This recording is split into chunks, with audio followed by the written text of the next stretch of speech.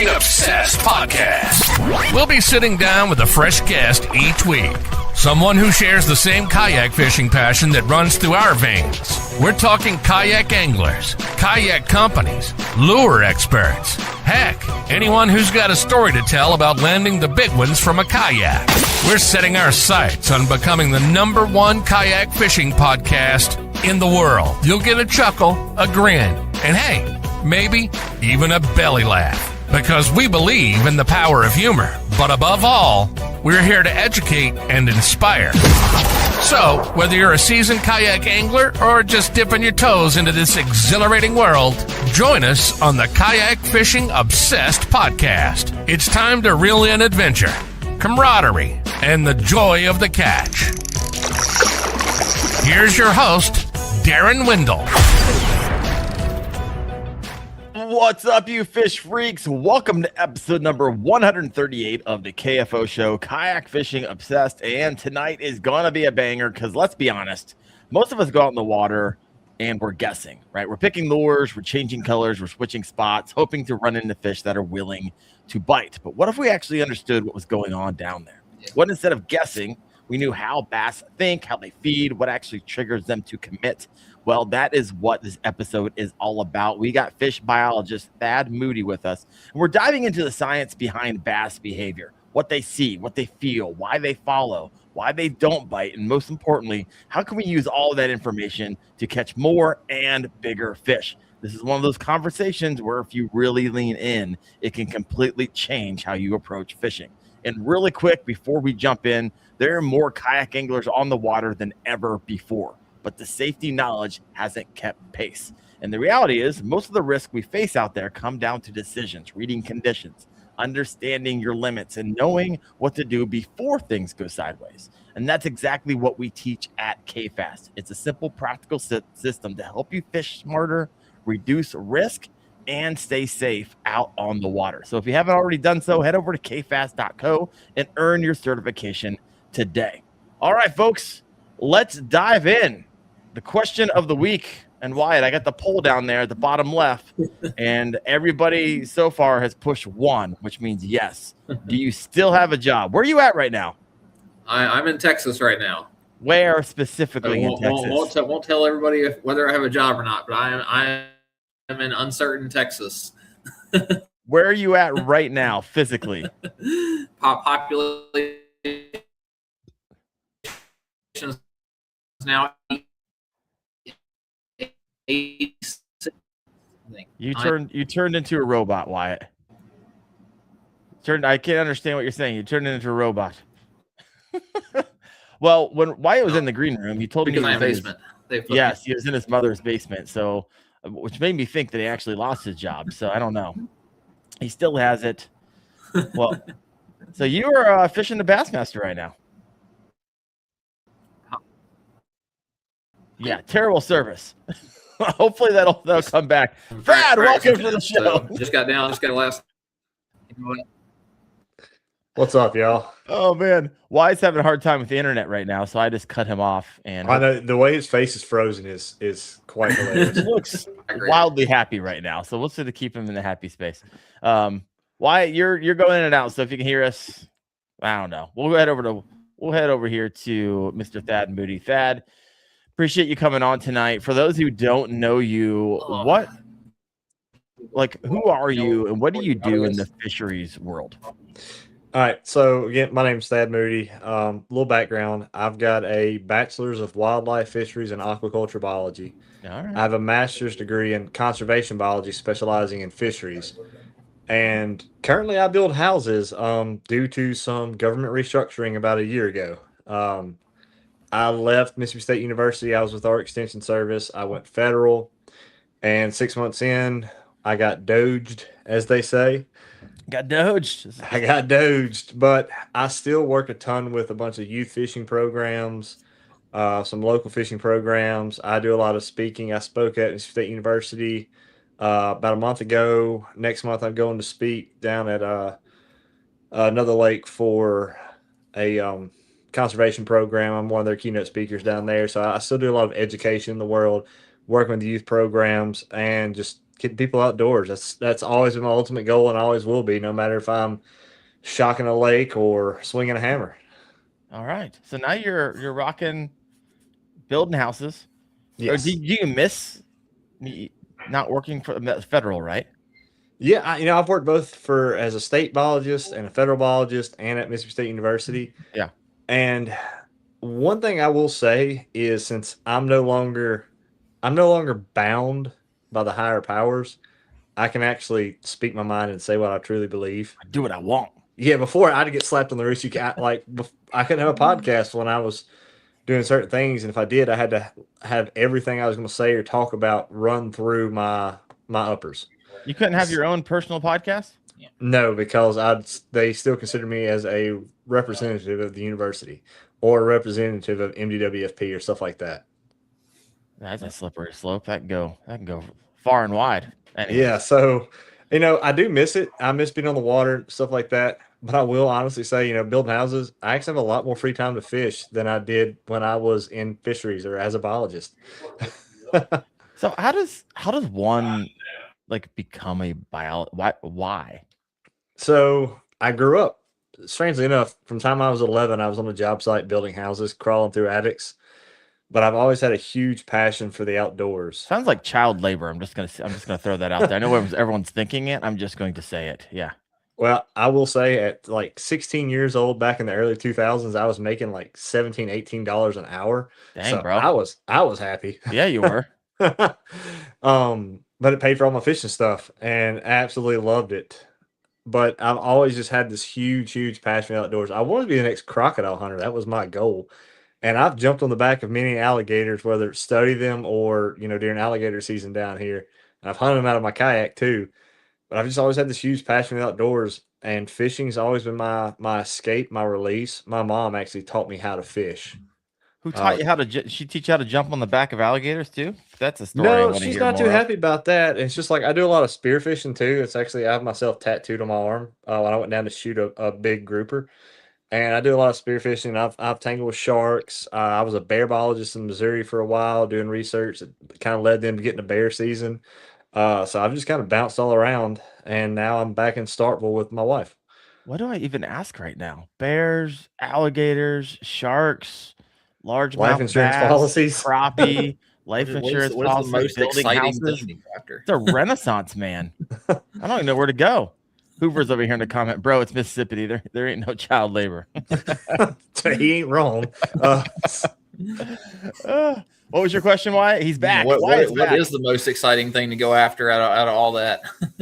Dude, I will tell you, probably one of the most exciting things is, I don't know if it's so much exciting as it kind of makes you feel like your place in the world, even though, we're people, we kind of know it all. But I was spearfishing one day and we were diving on a deep wreck, and I was on a safety stop, and I looked up, I couldn't see the surface. I looked down, I couldn't see the bottom, and I could see this big shadow that wound up being a whale shark way, way off in the distance. It just makes you feel small. So that was kind of exhilarating and awe-inspiring. But fishing for catching alligators is probably one of the most fun things.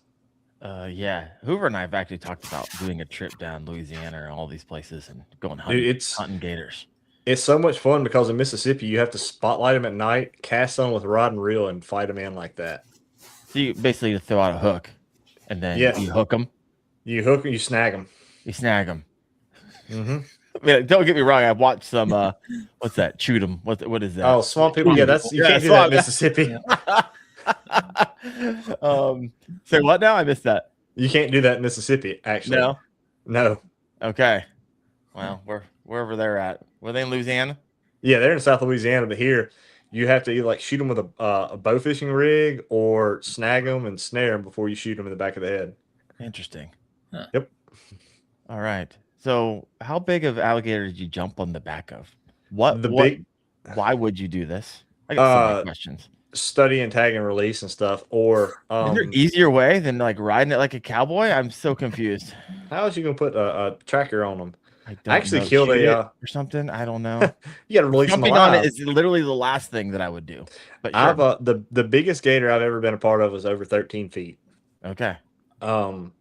I actually, a few seasons ago, I duck hunt too. I've never killed a banded duck, but I killed a banded alligator in Mississippi that was banded in Louisiana. All right. So banded means someone caught it, tagged it, Yep. and is tracking it. Yep. All right. How far away? As the crow flies, about 40 miles, which is really, really far for a gator to go, honestly. 40 miles. Wow. No, how far we're way off track. I don't care. This is fun. Have they like been tracked to go further than 40 Not miles? really. That I mean, one's like stupid. Some have. That one, it was a young one just trying to get, I guess, find new territory as a young male. But yeah, I mean, it's fun. I've done it out of kayaks too. So Bow fishing for gators from a kayak. You know what? I need to get a trip going. Who would sign up for that? That'd be good times. Fur fishing is like, sorry, gators, hard pass. I'm getting ready to head down to Santee Cooper here at the end of next month. And it's I'll be there, isn't it? huh? Is it mating Yeah. season? In It is. Yeah. They I get actually had one on Toledo Bend try to rip my XI3 off the front of my Titan. Tell me you have it on video. I don't. I do not. Was that before or after you shot it with a bow? No, this is why I was fishing a tournament. No, I was took your tournament motor fishing. and was thrashing with it. Oh yeah, I've got a big gash in it. It was no bueno. I've had people tell me like they've jumped off the bank over the bow of their kayak and into the water before. Yeah, Like, I mean, I've had them crazy come up real stories. close and stuff. I mean, I fish around them a ton, but I actually be at Santee Cooper at the end of May as well. Oh, so I'll get to meet you. Are you going to be there at Relax Retreat? I will be. Well, look at that. I feel everybody I talk to is going to be there. I was like, do they have enough cabins there? My gosh. I feel like I booked 100 a long different people that I know are going to I be booked there. a minute ago. We can do it like summer camp because there's another resort right across the lake from us, so you can go have war with that camp. Oh, there we go. I just watched Heavyweights with my kids like not too long ago. Where Oh God. where the fat camp goes against like the MVP camp, and they kept on playing pranks on one another. Oh my gosh! So you just love being outdoors. That's what you got the fish biology in the first place. Did the fishing come first, or did the science come first? The fishing came first. One of my earliest memories was fishing. I was around 3 years old. It's one of my better memories. Again, fishing with my mom. And again, she's from a different, kind of time. She grew up in a different, in the old South, and they fished for food back then. They didn't catch or Right. kill. They didn't eat. So she instilled that passion for fishing with me. And she said one of her happiest days was when I learned how to put line on my own reel and bait my own hook. Oh yeah, heck yeah, I love it. So back when you were doing it like full time for federally or for the state, what does your day to day actually look like as a fish biologist? Like essentially, you're just doing studies and then you're writing reports and you put that out. Is that essentially what you're doing? Yeah, Presenting it all over the place. whether it was seining a pond or a lake or shocking them up and doing density and age studies. So a lot of the time we would shock them up, see how many we were shocking up per acre, just kind of get a rough population. There's a whole big formula to use for all that. It's like a 3-page formula if you do it by hand, or it's like 4 clicks if you use a computer. Highly recommend using a computer. But let's say I shock a 2-acre pond and I find X amount of bass per acre, not a ton of forage fish, kill a few of the bass, take out the ear bone, count the rings on them, see how much they weigh, how long they are, and how old they are, and see if it's a healthy or unhealthy population. And I tell the landowner what to do to make that pond healthy. So this is privatized. I did well. A lot of your public stuff, like when I was in the extension service, I was over a few counties, and if the landowners, we were a free service to the public, and if they needed help with stuff, yes, Okay. that's if you're and I know Ohio has an extension service. They have 4-H because I worked heavily with 4-H. That's part of the extension service of your state. I actually, part of my master's thesis, I helped write the kayaking program and the fishing program for the state of Mississippi for 4-H. That's actually how Charlie Sanders got started with the kayak fishing stuff. Okay. Nice. He was in my club here. Cool kid. I like him a lot. Oh yeah. And so we were we work for the university. We're a publicly funded service, So if you had problems out on your force or something like that, we could come look. I did a lot of the fishery stuff, telling people how to fix their ponds. Now, whether they actually listened to me or not and got mad if it didn't work, that's on them. Okay. So, say you go to someone's pond.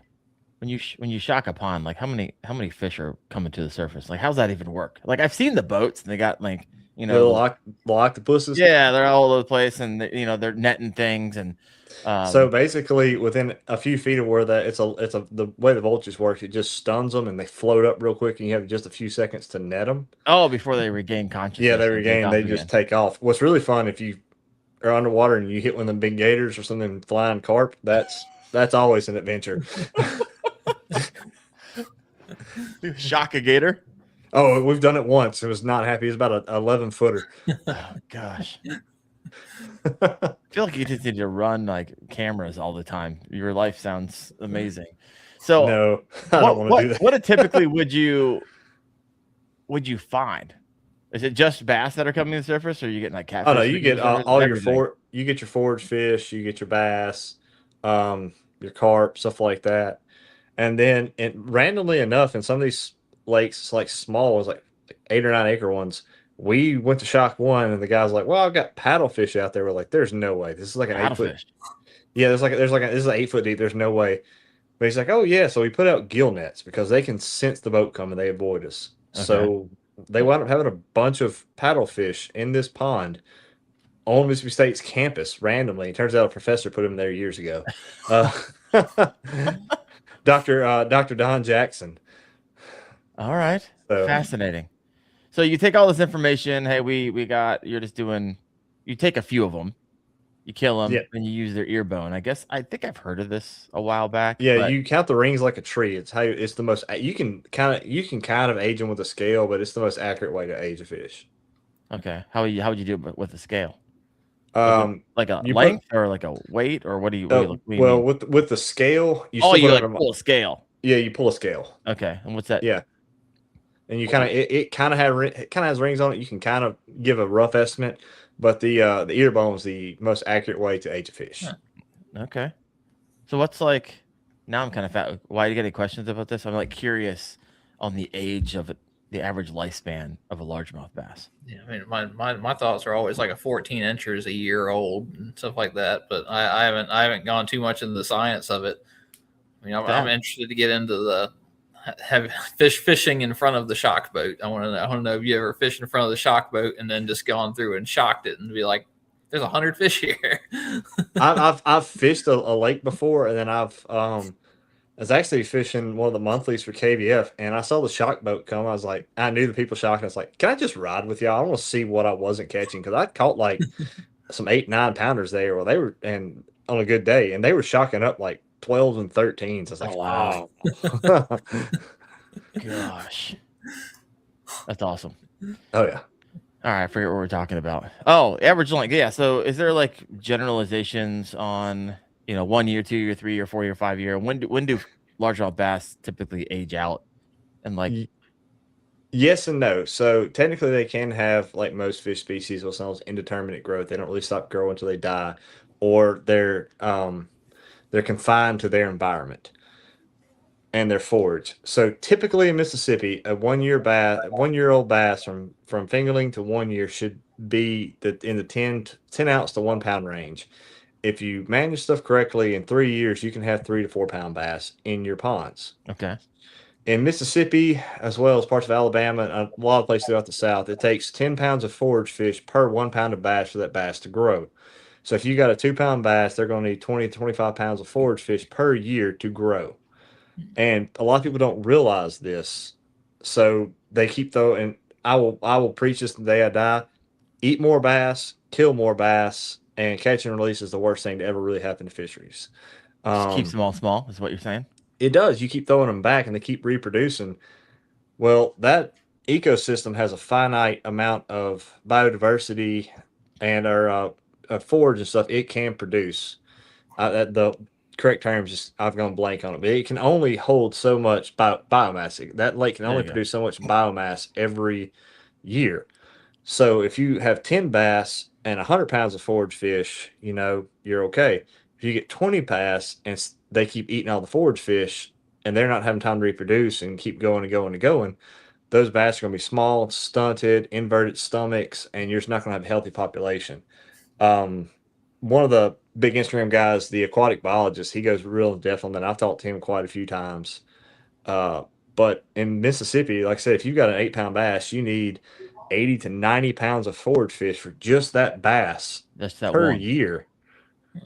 And people are like, well, I'm catching big bluegill. Well, yeah, a 6-pound bass can eat, a 9-inch shad. They can't eat but like a 4 or 5-inch bluegill because of the way the spines are. And they like to target bluegill more because bluegill are much more higher calorie per gram than like shad. It's like shad's like 35 grams or 35 calories per gram. A crawfish is like 78, and most bluegill are 80 to 90. Having 89 calories per, I think, ounce or so. I forget what it is per body weight. So they're higher calorie fish for that bass to eat. So they target them a lot. Well, if you have a bunch of big bluegill and you're only catching big bluegill out of your pond, you ever catch anything small, it means those big ones are constantly reproducing, but the small ones aren't making the maturity. So once the big ones die, you're not going to have the next generation. Yeah. Fascinating. So if you're going to any type of lake and all you're doing is catching dinks, and you just can't, you're catching a lot of small fish. It's usually the issue that you're running into is high overpopulation, and especially if they have like an inverted stomach during pre-spawn or when they should be feeding up and stuff. If they have the inverted stomach, flat stomach, then normally it's a telltale sign that's a very overpopulated lake. Yeah. And all reality, on your average 20-acre and down lake, you need to take 10 to 15 pounds of bass out per acre per year. So 10 acres, 150 pounds of bass per acre per year, or per lake that year. Yeah. Now, in your giant lakes like Chickamauga and Guntersville, you could probably take 25 and 30 pounds of bass out per acre per year and not make a dent in the population. And that's one thing people complain about is it's like, well, I'm not catching big ones like I used to. It's because everyone's throwing back the small ones, and the small ones are actually faster than big ones, so they're eating up all the food, and it's just a vicious cycle. All right. So you're actually a somewhat of a proponent of not catch and release, but very much so. From time to time, not wholesale, but from time to time. 14 inches, 14 inches and down they almost taste as good as crappie. They make fantastic blackened fish tacos, fish nuggets, fried fish. I'm a big proponent of eating bass. Yeah. All right. Wyatt, any questions? Any questions I'm missing over here? Someone said, "Hey, did Darren update his internet?" I did. I got completely new internet service, so that was fun. We want to know what the truck is named. I see. Oh my God, that went so viral so quick. What happened? I missed it. Oh, I had to get it. My truck engine blew up. I was like, "What should I call the new truck?" Because the old one it was a big black Ram. It's called the Orca. It's like, what should I name it? And Andrew Blair and all the group, I asked for names. I didn't say I was going to name it. I just asked for names. You asked the fishing community for names? Oh, I did. Oh, that was your first mistake. Well, I mean, there were some cool ones that were put out. I was like, oh, that's really cool. And then Steve caught traction. And one of my best friends' name is Steve. So it spread through my friend group. And it's like Steve Billington Fishing was a big thing. It's like, oh, Steve. And Andrew Blair blew it up with all his hundreds of thousands of followers. Tell them the name, it's Steve. Steve, yes. Yak Bass says definitely Steve. Steve is such a fitting name. Steve, duh. Yes, like Steve. A lot of people in the comments, they like that. All right. Well, sorry about your truck. It's a maroon Ram. So we'll see. So many Steves. There you go. So let's start like easing into the tactical here. If you had to simplify it, what drives everything that bass do all day, every day? They want to eat, and eventually they want to mate. That's about it. About protection. Protection? You talking about how they protect themselves? No, like I think of course they want food. Are they also looking for safe places? Right? They're not. They're not. They're not top of the food chain. The smaller ones are looking for it for safe place because bass are cannibalistic.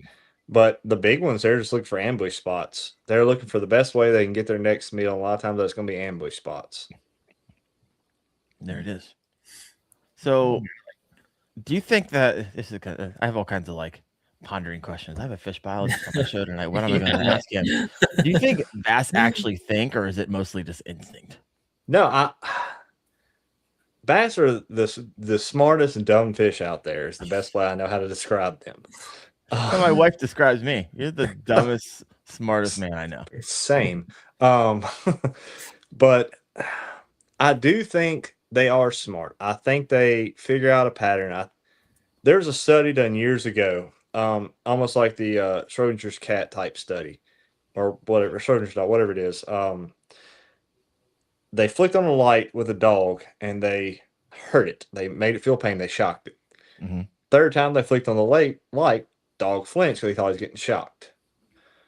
They went all the way down to an earthworm, and it was like the 100,000th time or something, because they have photoreceptors. That light flicked on and it flinched. It like moved. The worm? Yeah, the worm.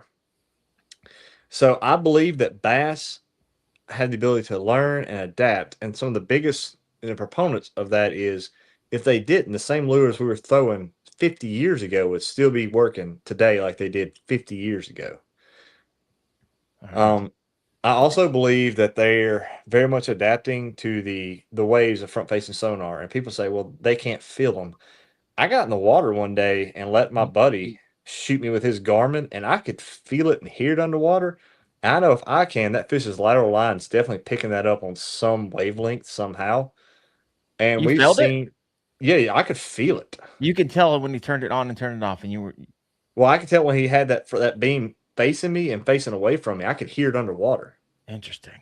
You can hear the clicking. Yeah, you hear it. Whenever it's just like a dolphin sonar. Dolphin hits prey fish with sonar, and they start to run and hide.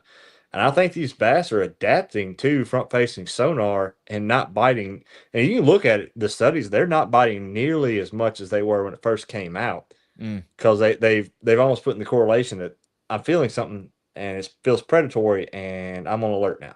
Yeah, man. Last time I felt that, my jaw got jacked, and that wasn't a good time. So, no, the last time I felt like that was basic training. Interesting. Wyatt, what do you think? So it's one of the I know that there was a study. I can't remember what the study was, but they were giving people. They gave you a rattle trap, and then they gave you a Senko, and they gave that was the only lure that you could fish with. And the guy with the rattle trap would go out there and fish for 2 hours. Tell me how many fish you caught, and then they'd send this guy with the Senko out. Tell me how many fish you caught, and the numbers. They had a brand new pond, and the rattle trap was out catching the Senko first. And then it just fell within days. It was just zero bass on the rattle trap, and they kept biting the Senko just kind of at a slower rate. They stopped biting the Senko at a slower rate than they were biting then they stopped biting the rattle trap. Yes, the correlation of the noise, but that's why silent crankbaits have become becoming a bigger thing than they were in the past. Yeah, it used to be the heart of the knock. Used to be the big selling point. Mm-hmm. I've been throwing an OG Slim 6 and just killing bass on it. When my buddy was throwing one with a knocker in it, and I was catching twice the fish. They find shad just fine. I've never seen a shad with a rattle in it. Exactly. I kind of go back and forth. I don't know. I was using a hard knock a few days ago the KVD 1.5 hard knock. Yeah. Oh yeah. But it was it's not a lake that gets fish because it's closed every once in a while. So interesting. So I wonder where do you find more bass? I mean, I know all the lakes kind of vary everywhere that you go, but are you finding them on rock bank or sand bank and grass? Have you noticed anything hey, whenever I get near this, I find bass in every lake I go to? Or wood lay downs. Every lake I fish, I will fish around grass, and sometimes I'll catch fish, sometimes I won't. I will fish rock. Depending on the time of day, the temperature, and the moon phase, I will catch fish on the rocks. But anytime I fish around wood, I catch fish. And we had a fishing tournament here a few weeks ago, and the lake, there's a 3 fish limit it should have took 70 plus inches to win this 3 fish limit in this particular lake. It is the land of giants. And Does Land of Giants live in Texas? No, I'm gonna get hate. I'm gonna get hate for this from probably 1 million people, but I don't care. So you know the Berkeley thing they filmed with that new scent bait that had Matt Robertson and all them guys on it? The Lab series? Yeah. Yeah, I have them upstairs. Well, you know the little promo Berkeley put on Instagram a few weeks ago, and they were just catching just monster after monster after monster. No, I did not see that. Yeah, that's I know where that lake is. We had a tournament there, and so, and it's here in Mississippi. But we people out there scoping, and normally people out there scoping will catch 7, 8, 9 pounders are very common there. Yeah, 12 and 13s are too. Where to fish. 2 weeks before they had dumped 200 tons of lime in this lake, and that messed everything up. Plus the ice storm. And the fish had come in and out of spawn. And I was like, you know what? I'm fixing to find somewhere shallow with some laydowns and some grass. I work with Lawrence. I'm on Lawrence's pro staff. I've got the Actographer too. I'll go out there and scope some days. But I was like, I'm a bank beater. I'm around wood. I'm most comfortable. Went out there, caught it. One just under 8. One was about 6 in less than a foot of water. Didn't catch 3 fish limit. One with 2 fish. But people out there were catching dink after dink after dink, and they weren't fishing the same pattern. I was fishing wood, lay downs in the shallow, and that was my go-to. Yeah, I was out this morning, and a buddy and I, all of them were on wood, 18s, 19s, 20s. I mean, they were healthy fish. They were just all relating to wood, and they wanted that swim jig like it was. Oh yeah. Well, and here's why. It's wood, depending on how fine the branches are, because you always got your trunk, you got your limbs coming out, and you've got your your very fine, like the bunches where leaves used to be, all them fine little branches. Yep. Bait fish hide in there. Crawfish will go in there. Small birds will go around there. I've seen bass smoke a gosling before here in Mississippi. So it has hiding places for forage fish, but it also has easily ambush spots for big bass. And it's to me, they're always there because bait fish are always there. Forage fish are always there. So it's always been, if I have a laydown, I'm going to fish a laydown. Yeah. I might throw 3 or 4 things at it, but I know there's going to be a fish on the laydown. What's the first thing you're throwing in a laydown? Like your go-to? You're like, here we go, jig time, or what is it? What time of year? Let's say right now for you. Right now, I'm going to skip a swagger stick up in there. Kayak Fishing swagger stick, wacky style, weightless. Pitch it as close to the bank where the laydown is by the bank as I can, because if that log is right there and the bank's coming that way like that, it creates a pinch point. So if there's prey fish there, bass, they don't have anywhere to go. Bass can blow them up. Cast out, wait 5 seconds, twitch, reel it in a couple feet, let it sit for 5 more seconds, twitch. I speed fish my wacky worms. And that's always real good for me. After that, it's going to be a underspin going by, then a crankbait. Wyatt, what about you? I know you're throwing first. Wyatt's jig. There's only one lure going into the laydown. Only one. And it's to the deepest, darkest corner of that laydown. I know Wyatt gets it done. Yeah. Shadows or ambush spots. I need another reorder of the football head jigs, Wyatt. Did you lose any more? Well, I lost 2. Pike took 1, and I'm trying to remember what happened to the other. I have a bunch of your other ones, but they get caught up a ton, so I need the football head jigs. So the big thing too, and I know y'all ever watch Shark Week? You always see the great white belly, dark top. That way, if prey's looking up, they see a white belly, they can't see it. If they're looking down, it looks dark like the surrounding. Mm-hmm. You ever notice a bass has a dark top and a white bottom? Same thing. Ambush predator fish. All right. So you were mentioning earlier in the show, and I get fascinated about this, is a lot of studies out there, right? So Thad, what are some of your favorite studies? Because I know that when you go and you speak at places, a lot of times there are also other speakers who are bringing their studies to the table. So what are some of the most fascinating findings you have found over the years that would help an angler listening tonight catch more and bigger fish? All right. The moon phase.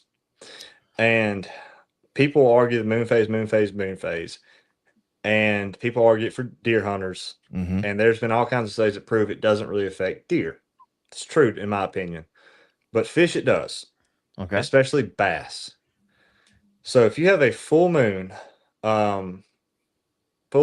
if you're going fishing that morning, it's a full moon that night. You're going to have a really good time until about 9 a.m. And then a really good time after about 1 o'clock. And the reason for that is that full moon normally provides, as long as it's not a cloudy night, a full moon normally provides enough light those fish can hunt at night more effectively. They're hunting at night more effectively. They're eating more. They still feel full like we do. So, but they just digest quicker. So if they're eating all night, about 8 or 9 o'clock, a lot of them's had their fill completely. They'll sit, they'll rest, they'll digest. Once 1 o'clock hits, they get that predatory feeling again. They go out hunting again. Okay. So go night fishing if you can on a full moon? Yeah, I mean, people don't realize it. They think you're throwing a white bait at night. No, you want to throw a darker bait at night because the silhouette stands out much better than a white bait. Wyatt, do you ever go night fishing? It's been a long time. I used to live on one of my apartments used to back up to a golf course, and occasional night fishing would happen out there, but that's about it. The only problem with night fishing around here is gators. Yeah, I told Chad, because when I go down to Gunnersville, we go night fishing sometimes. I love it. There's just something peaceful about no one else being out in the lake and just all by feel. Oh my gosh, and they hit like 2x, at least when we went. But he's like, yeah, you're not gonna want to go. I'll let you choose about going on Santee Cooper at night, but I guarantee you, after you see how big these things are, you might not want to. I was like, yep, you're probably right up here in Ohio. Oh yeah, Ohio. Santee, that'll be the middle of mating season. Yeah, they're gonna be all riled. As long as you don't hear like a low, deep, guttural growl, you're good. I saw a photo recently. There's an absolute giant. He was slapping its head and he's making that and yeah, it was at like a boat ramp. He said like the king of the boat ramp. This thing was huge. Yeah, that's a ladies, here I am. Guys, go on. Fight me. Get on. All right. We got a lot of, if you have a question for Thad, specifically to bass fishing, any others? Like we talked about moon phases. What are some other studies that you've heard from others or parts of studies? One of my favorite ones recently is people say that people are catching a ton more fish with front facing sonar. Well, Texas Park and Rec and Mississippi Department of Wildlife Fish and Parks both did a study, and they found on average, and both got like the exact same number within like 0.2. On average, you're catching 1.5 to 1.9 more bass per trip than people without front facing sonar. You're only catching 1 to 2 more fish per trip. They're just of higher quality fish. Got it. Fascinating. So people don't like to hear that. They think, stare at a screen, catch big fish. It's a video game. It's not. That's one of my favorite studies. And then they did another big study because one of my old fraternity brothers is actually the head central fisheries biologist here in Mississippi. And we were in college together, but he did a study here and found out that in shallow water or anywhere that there's an oak tree and a thrown out pine tree if they're side by side, for the first little bit, the pine tree will hold more fish, but then they go back to the oak tree. Okay. And super shallow water, like a Christmas tree, will hold more fish for longer than a oak tree will, but they just dissolve and disintegrate so much faster than any other thing in the water. Like you throw a Christmas tree out there, you got it for like a year and a half, maybe 2 years. Oh, really? It's gone. Yeah, it's gone. I've pulled up Christmas trees before. Oh, I was like, oh, it was like this thing was like super bare. Fascinating. Did not know that. Wyatt, any questions you got? I got a bunch of them over here. Yeah, not at the moment. I'm trying to like process everything for it. Yeah, there's a lot of comments over here too. Let us know if you got a question. I thought it was fascinating. So if you do use forward facing sonar, you will catch more fish. Yeah. By about one, but more quality fish. Did they qualify the quality fish? What qualified as a quality fish versus unquality? Do you remember? I think if I read the study correctly, it was on average. Like if you look at the average weight of the fish, like if you have 100 fish caught without front facing sonar and 100 fish with front facing sonar, Yeah. the 100 fish had a higher average weight than without. But thing is, it could only be like by a few ounces. So yeah, it kind of makes sense because I mean, if you can see them down there, and if you're targeting a large fish, you're just going to move on past the smaller one. So I get it, but it's not like astronomical, like most people think it is. No, it's really not. It's not astronomical at all. Okay. Yeah. Now I will say it's not really hurting our bass population, but it is affecting the crappie populations a lot in a whole lot of places. Yeah. Okay, so let's talk about that because you studied crappie specifically as well as largemouth bass, correct? You've done your own studies on this. No, I haven't done the studies. I've read a bunch of the studies. Some of my former colleagues did studies with them, but it's everything I'm reading is showing is that it's affecting it, and they've actually recently. They say it's not because of facing sonar. They say it's because of the way the lake stuff are now. They've increased the size in Mississippi. Some places it's like a 14-inch minimum, and they've gone from 30 to 15 to 10 crappie per person. Okay. Yeah. So it's just because those big females are just. I mean, it's so much easier to find the big crappie and catch the big spawners out. It's affecting it detrimentally.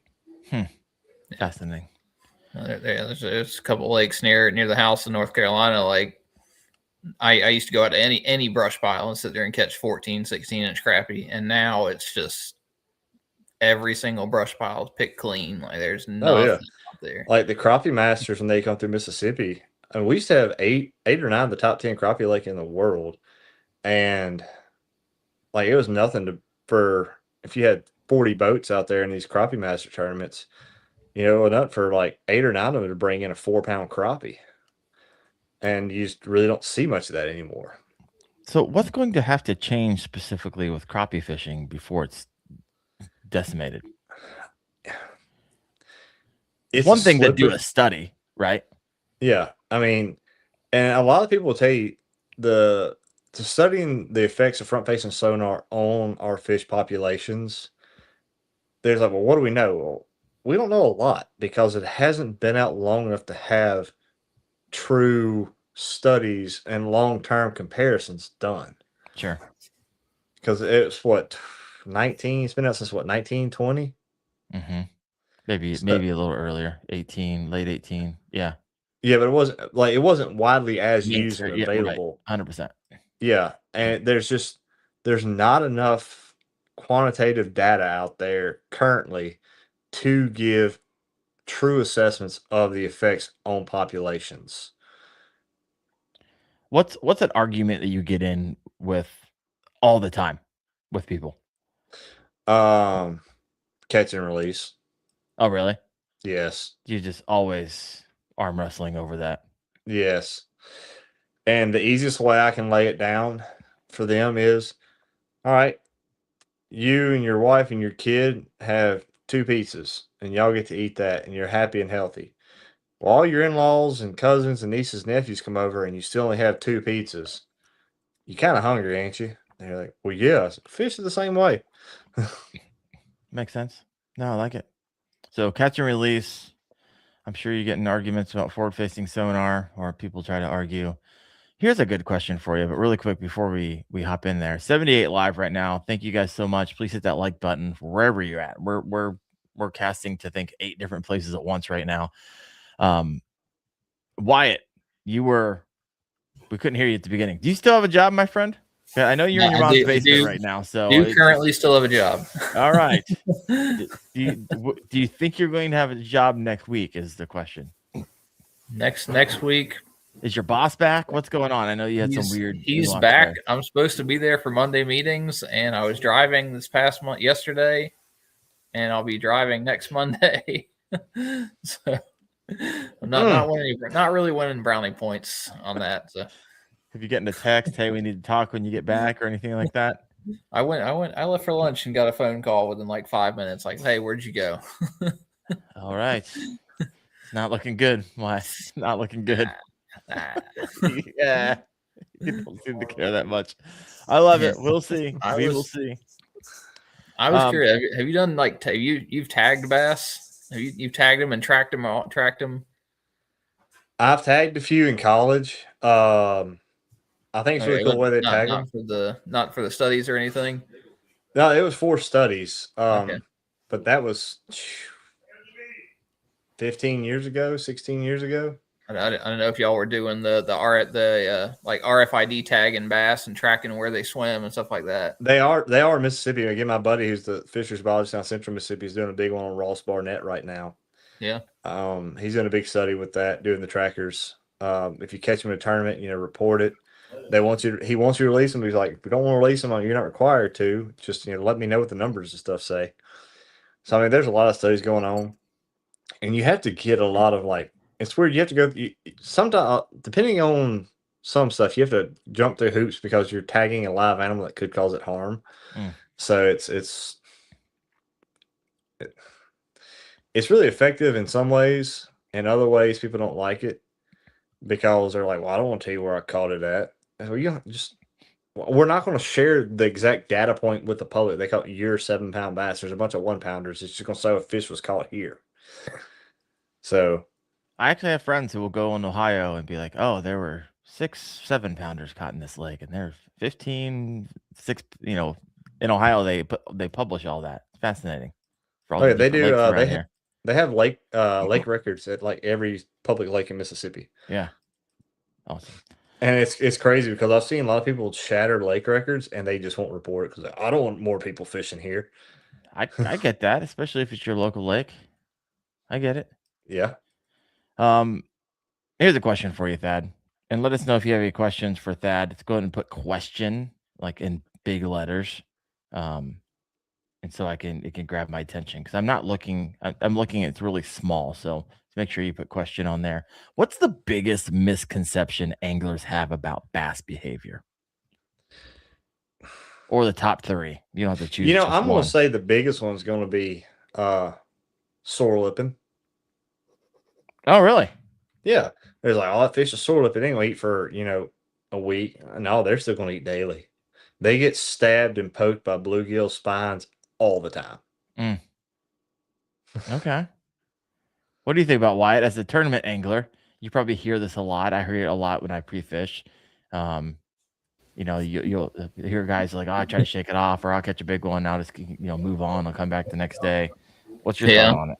I mean, I don't like swing. I don't like sticking them because I don't want to pull it. When I feel like whenever you pull them out of the water, that makes them, that spazzes them out a little bit, and they swim off or do something crazy. Because I don't think. I actually in the classic earlier this year I did catch a bass in practice and then I caught it the next day in the tournament, but that's not something I normally think happens. Okay, it happens a lot more than you think it would. Probably somebody else catches it. Yeah. Well, it's like when I pre-fished that last tournament. I was fishing an area. I knew they were shallow. Tossed a crankbait up in there. Caught this fish.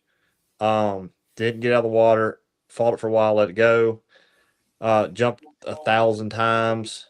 Caught it, released, put it back. Went there a few days later in the tournament. Within 50 feet of where I caught that last fish, I caught it again. Different bait, but I caught it again.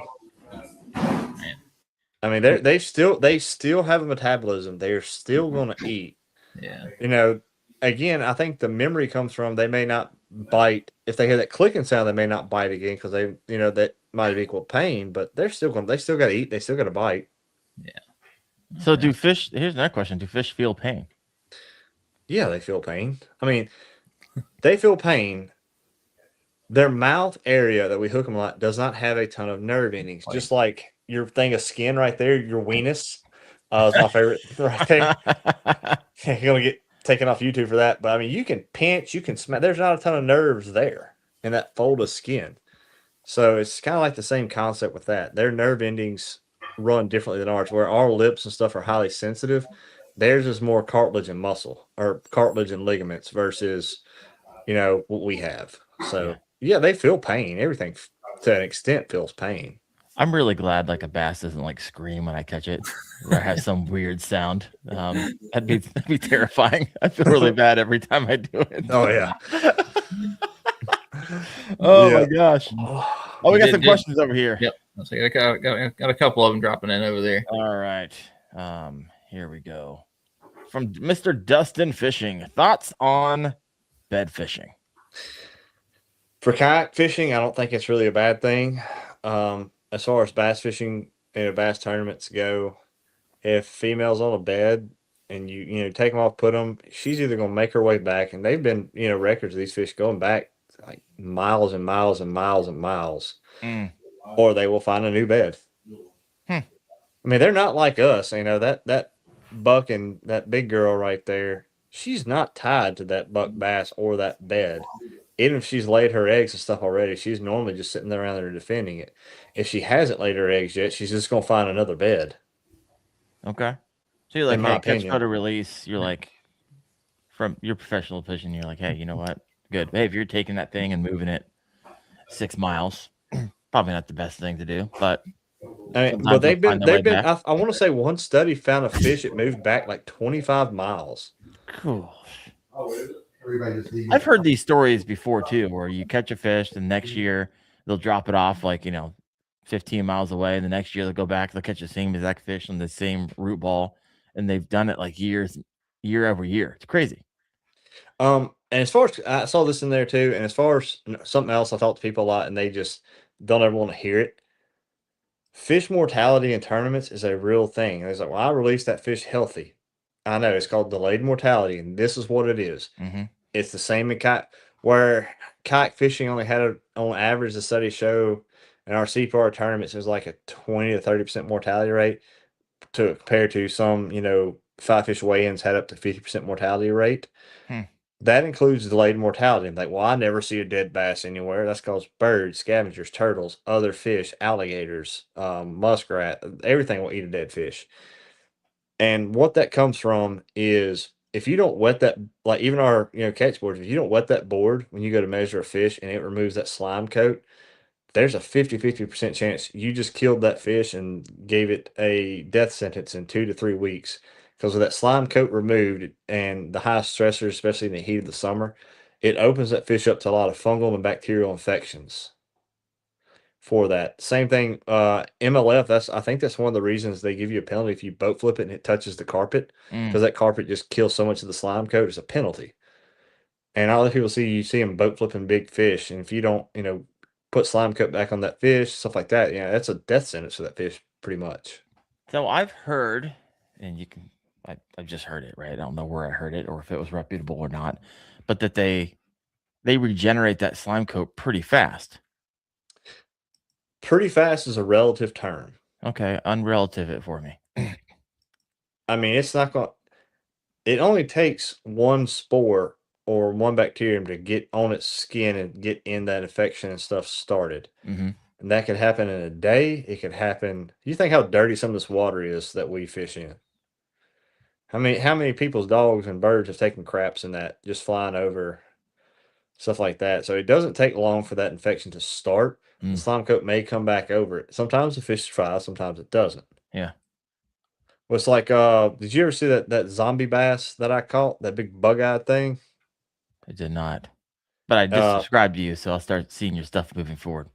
Appreciate it. But it had these huge bulbous eyes bulging out of its head, completely blind. And to my best guess, and I took it to one of the fisheries professors here on campus, pictures and stuff of it. And to my best guess is it got a double bacterial eye infection, similar to pink eye in us, but there's just bulging and blinded it out. But it was still hunting. I caught on a glide bait, and people are like, "You caught that 50 feet of water and brought it up." I was like, "I'm in a 12-foot deep lake. I caught it on the surface with a glide bait. I watched it." Fascinating. Yeah, it doesn't have the bends, folks. It's yeah, weird. All right. So, I mean, my buddy does this. I think I'm going to start doing it too. He just dips his entire catch board into the water before he just dunks it, and then he will. Yeah, I do too. Or I keep like a lot of times I'll have a like hand sanitizer things you spray and it just mist it out on it. Yeah. I'll keep one of them in there with water and just lake water and spray it on the board. There you go. Or I'll dip them. I try to dip them. So yeah. So out of 100, you said the mortality rate. That sounded pretty high. So out of 100 bass, you said there's a 20% more delayed mortality rate? Even for kayak fishing, yes, all the studies show that. That's wild.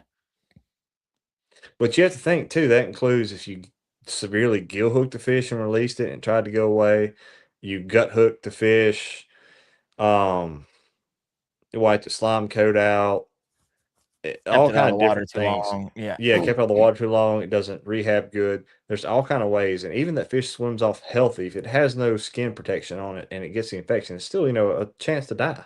Yeah. Yeah, that's a lot. That's a lot. A lot more than I thought it would be.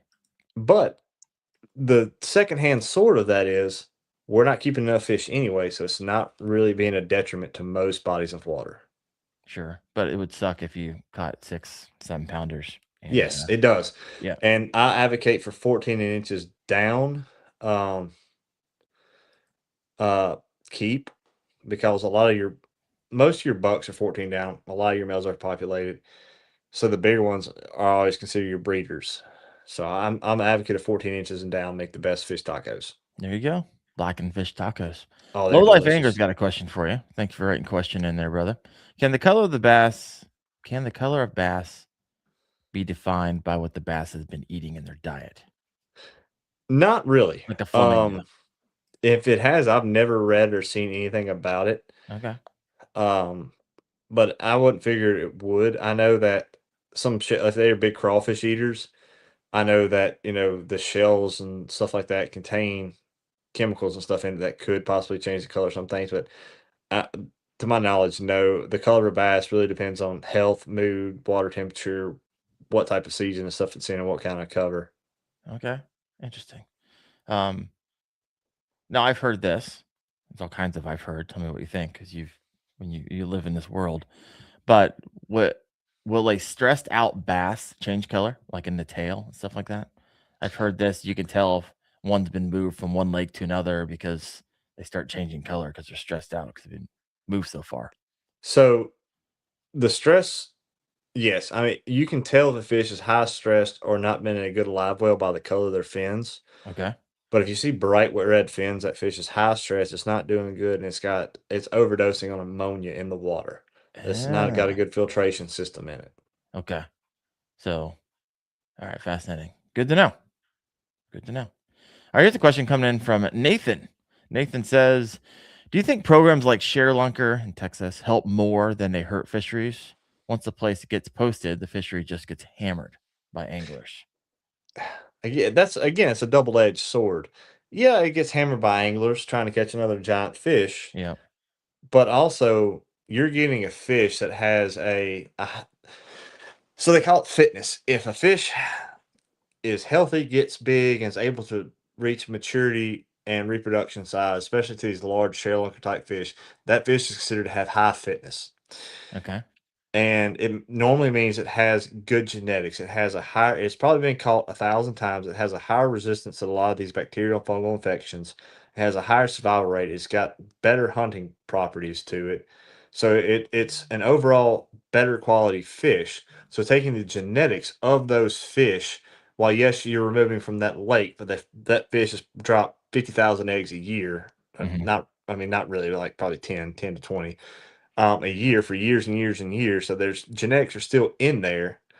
So taking these fish out, breeding them out where you have a very high survivability rate, because I think it's only like 2 to 4% of bass eggs ever reach sexual maturity or even past the fingerling stage. But if these ShareLunker programs in Arkansas now, it's called the Legacy Lunker program they have. I think they're really good programs, and I have petitioned for Mississippi to get one. I've talked to people, and they're like, we don't have the staff, money. We got the money. We don't have the staff. We don't have the money. We don't have the resources or the place to do it. But I think they are fantastic programs because it reciprocates really good genetics. And if you have a lake that's got poor genetics, it's got high mortality rate, and it's full of stunted growth fish that they never really get big because of genetic something. If you're able to put better genetics in that system, it's a very positive thing, in my opinion. Yeah, no, I like it. Why? Any thoughts? All right. Yep. I was curious about that one. I had the other questions on the. They were asking about the bass changing colors just from like whenever you catch a black one, a really dark one, or a really light one. Yeah, that could be how they're hunting, if they've been in deeper water, more tannin water, stuff like that. Yeah. Okay. Rolling through and talking about the mortality rates. Are we noticing like warm water kills more fish, cold water kills more fish? I feel like cold water they'd sink more. Like you might still kill them, they just don't float like hot water. In cooler water, they have a higher survival. Right. From everything I've read, cooler water, they have a higher survivability rate. Warmer water is hotter. There's more prominent fungus. There's more things that can infect them, and that's kind of the thought behind that. One thing I will say, people who fill their live wells up full of ice in the summer to help fish, congratulations, you killed the fish when you threw it in there, more than likely. Because it shocks their system. You're taking them out of, in Mississippi, it was like the water was like 94 degrees one day, and this guy's live well was 68 degrees, and he put the fish in there and it bellied up real quick because you're shocking them, you're shocking their system. If anything, slowly add ice and keep it within 10 degrees of the water you take them out of. There you go. That's what you're looking for. All right. Yeah. Well, probably like a frozen water bottle or something that would defrost a little slower than a bunch of ice cubes. Yeah. You want the water in your live well to be within X amount of degrees of the water that the fish is coming out of. Yeah. You say 10 degrees is a good. I would say no more than 10 degrees. I would try to keep it around the 5 to 7 mark. Yeah. Proponent of like the what is it, the rejuvenate or anything? You notice anything with that? I think I haven't done enough studies on that. I think some of that's good because I think it does help protect the slime coat or help give it an artificial slime coat and antibacterial stuff until theirs can grow back. So just like with the ice and stuff, I think it's just like when you go buy fishing from an aquarium store and put it in your aquarium, you have to let that fish acclimate. And you put in fake slime coat to get rid of ick and stuff like that. And that's all real stuff too. So what's your thoughts on switching gears here really quick? What's your thoughts on fishing line and can bass really see it? Because how much has there been any studies on this, like braid, fluoro, mono, copolymer? Is there? Yes. And a lot of those studies are funded by fishing companies. So you can't see our braid. It's invisible. There's some truth to that to a degree with thickness and everything like that. But if I'm fishing in the South, I try a mall screen to clear braid. I see people throw like rainbow colored braid and they say, well, it breaks it up. It does like one solid piece down there, which I kind of see too. Fish eyes don't work the same as ours. That's why wacky worms are so effective. Because it doesn't look just like a worm. It imitates so many different kind of baits. So,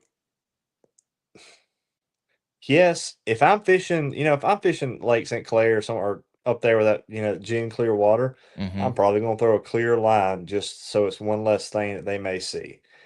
If I'm down here in the South and I'm fishing Gunnersville where it's not super clear, or I'm fishing here in Mississippi where you've got like 6 inches of visibility, I'm throwing moss green to I don't really care.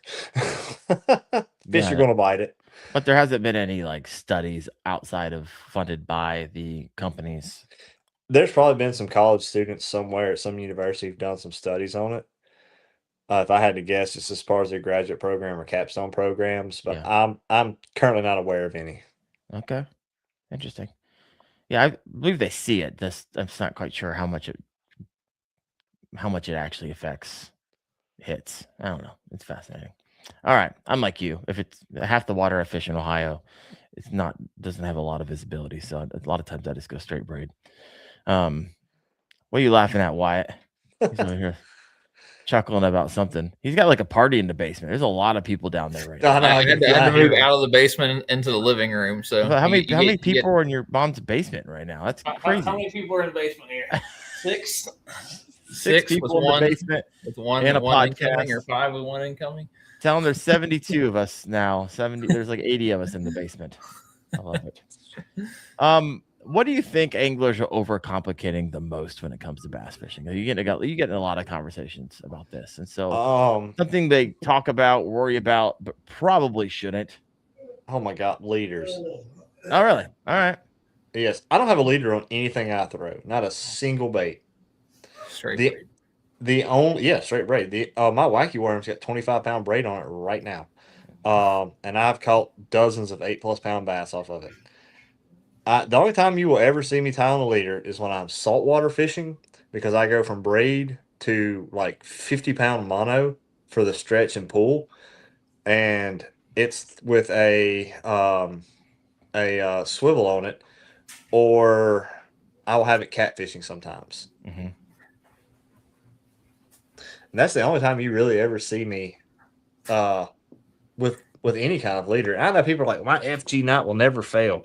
To me, a leader is just one. That knot is just one more thing that can fail. Mm-hmm. And I've seen more big fish lost because a leader broke or a leader knot failed or something like that. So yeah, I don't throw leaders on anything I own, and I still am winning tournaments. And I'm still catching big fish. Yeah, I like it. What if an angler could fix one thing, like to get more bites? What's that one thing that you would recommend that you've seen consistently? I'm going to go to the front facing sonar thing. I've seen guys chase bass, the same fish, for like 2 hours. Fish probably not hungry, or it's already eaten, or something like that. But it's so large. Yeah, I know. It is big. Bite. And it may be a catfish. Or a carp. So my big thing is, when I'm using my active target too, if I can't get that fish to bite in 15 to 20 minutes, I move on. I will take a higher cast to bite ratio than trying to chase that one fish. Because if I can cast 1,000 times in 1,000 different areas for 1,000 different fish, eventually one of those are going to bite. Yeah. But that one fish chasing it for hours and hours, it's probably not biting. Yeah. No, I talked to Austin Hoover, and he's a monster with forward-facing sonar. And he's like, if I don't catch it in the first 5 casts, I move on. He's like, I used to chase him for hours, and so I've learned quite a bit over the years. So we got some questions over here coming in from the comments about scent, which is interesting because Berkeley just came out with the lab series. I haven't fished them yet, but I have them upstairs. I'm gonna be fishing them next week.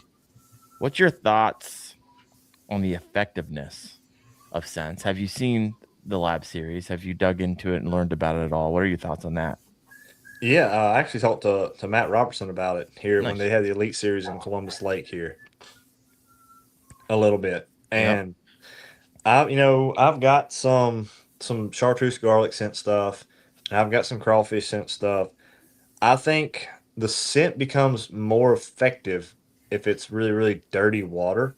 And you'll see, I know the lab series, it's got powder in it, I believe. And it's like a slow release powder. And if you look at like Takahiro, and a lot of them other guys from Japan, he's talking about he soaks baits for a year in this powder before he will ever use them because it absorbs it like that. I think if it's really tannin or thick water like that, or if it's a current where they're actively hunting and they're using their scent and lateral line more than visual hunting, I think it can be effective. But I also believe that's why a lot of times they're chartreuse dyed, because it gives them more visual prowess. I think also a lot of baits and lures and stuff catch fishermen and not fish here lately. Okay. Yeah. You're not speaking specifically to lab series, or are you? No, I'm not speaking specifically to lab series. I think it's a really cool bait. I think it's a really cool concept. I don't know the effectiveness of it in different scenarios, mainly because and I don't want to blow them out the water because I know where they were fishing on that lake to do that, and that's not hard to catch big fish out there. I'm driving back through Mississippi on Monday. If you want to let me know where that is. Dude, I will drop you a waypoint where you can catch a possible state or world record at the right time of year. Wyatt's like, well, I'll talk to you later. Sounds good to me. Okay. Yeah. I don't need to fish this tournament anyway. For a world record all day, Look, every day. My buddy Francis Tran's up there right now. He's at Cato right now, and he tried to get me to come, but I don't know. The power hour to me is just really, really fun. I enjoy it. I'll be fishing Bassmaster on Sandy Cooper, so it's gonna be a party. Oh, it is. Yeah. So, give me your thoughts on. You kind of talked about it with moon phases, but there's a lot. Like you get a lot of these apps. They have feeding windows. There's major feeding windows. There's minor feeding windows. How much stock do you put into that? I don't really, unless it matches up with what I know. There's a full moon, waxing moon, a waning moon, stuff like that. If it's, because it's coalescing like barometric pressure and all these things as well. Yes, I follow the pressure and stuff like that, and some of those apps are very accurate. Of when the pressure drops, the fish should turn on, like that. But there's always multiple things and scenarios to bring into that. There's multiple factors that affect that fish biting, other than just the barometric pressure, the moon phase, and those bite windows. You'll see some of them. It's like it's a 4 hour. That's a big bite window for it to actually come off and say. I would probably give it about a 60 to 70% accuracy, depending on your app. Yeah. Okay. Now I will say one, and I've tested it. Let me see, what is it right here? The Bass Forecast. And I'll look at it, and I've done tests on it, and I will have it set up with two lakes that are almost built identical. They're on the same latitude, longitude, everything. They're about 20 miles apart. Water's the same temperature. Everything about these lakes are pretty much identical, including to the type of structure and forward fish in it. And one it'll say, "Oh, this is a 4 today," and one say, "Well, this is a 9 today." But they're pretty much the same lake. Interesting. He's over here cross-checking the data. I like it, which makes sense. That's how your scientific brain works. It's really weird. My brain doesn't work like a normal person's a lot of time, and my wife will tell you this, because I'm always trying to figure stuff out and problems. And my mom, every year since I was like 4, has given me one of them brain teaser puzzles. I mean, even this year, and she orders special hardware because I will hyper focus in on science and problems and stuff like that.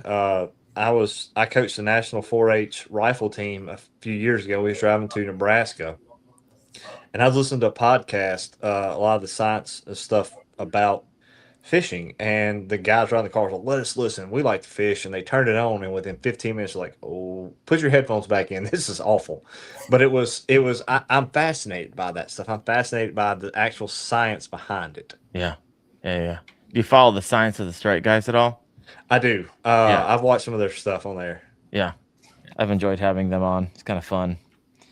So, last question of the night. Unless you have a question for Thad, go and throw that in the comment section right now. But this is the KFO show, and I always love to know, what kayak are you running? I know it's a native, but I'm not quite sure exactly the type of native. It's a Titan X 12.5. All right. How long have you been running that? And what's the evolution of these kayaks for you over the years? I've been running this one. This is year 2 with this particular kayak. I actually started off in a field and stream sit on top kayak. Was my first ever tournament kayak. There you go. From there, I found what I thought was a smoking deal on a Sin 133X. That barge did not stay with me for but a few months. Then I actually had an Old Town, the Predator PDL 132. It was fantastically fast. The problem is I'm a really big guy, and there's not a lot of storage and movement. I'm 6'3", 225, 230. So I'm not a small person. While it was stable and fast, it just wasn't for me. And then I got into the natives and got in once, like, oh, this is fantastic and great, and wound up going to Mid-South Floats here in Mississippi and got in the native, fished it for a year, and the maiden voyage, I actually caught my PB. No electronics, no motor, no nothing. It's pedaling around. And it's what kicked off a lot of the underspin craze with the tactical fishing MRE. I caught like a 9.5 pound bass. And Charlie Sanders actually filmed me catching this fish. Oh, nice. And I've been hooked on the Titans ever since, because even as big as I am, I can stand on the bow and pitch and flip for bedding fish or bow fish off the front of it with no problem. Yeah. All right. Well, where can people find you? So Thad Moody Outdoors, Facebook, Instagram. I'm on TikTok some, and YouTube is Thad Moody Outdoors, and I run the Bass and Biology podcast. I just put out scientific facts, try to break some stuff down. Some days it's just a ramble of guests. Okay. How long have you been doing the podcast? I just started season 2. I think I've got 30 episodes out. So I took a 2 month break because of work and stuff. I think I started it last July. Okay. So what's the theme? What type of guests? Is it guest driven, or is it kind of just you speaking driven?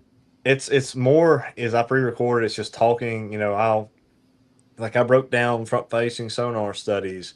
I kind of broke down why front facing sonar wouldn't work on the Tom Beebe waterway, but I've had guests on here a couple times on mine, and I'm probably gonna start going more toward guests because I can only break down so many scientific studies. Right.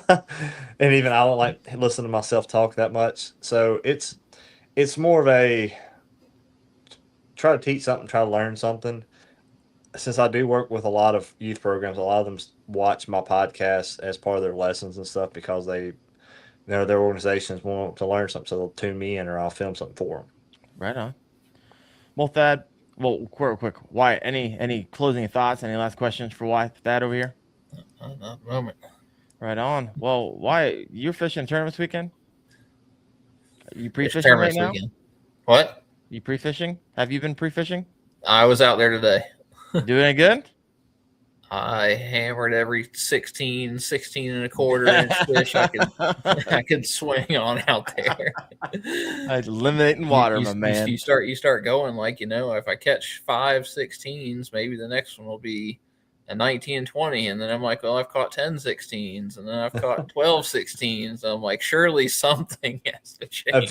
Process elimination, man. Bunch of clones out there. And because where you're fishing and stuff, I actually did in that type of water, it's me in a pool on my podcast. I break down how the colors and stuff of baits change as they go deeper and why movements of different baits work better. So that was like one of my podcasts. I filmed it in the pool, just floating around, holding the camera, trying to hold the camera straight as I was floating on I don't remember if I was on a flamingo or not, but Flamingo or blow up alligator, one of the two. Something. Yeah, I like it. Well, Wyatt, good luck this upcoming weekend. I look forward to adding to your many, many trophies and checks behind you. I'll be disappointed for anything lower than third place, just to let you know. All right, folks. Pressure. Thad, appreciate you. Next week, actually, we're taking a break from the podcast, just a 1 week break. I'm going to be down doing a 4-day trip and a content trip down south. And so I will be out of pocket. So we'll see you in 2 weeks on the Kayak Fishing Obsessed podcast at 8:30 p.m. Eastern. You guys have a great week. See you.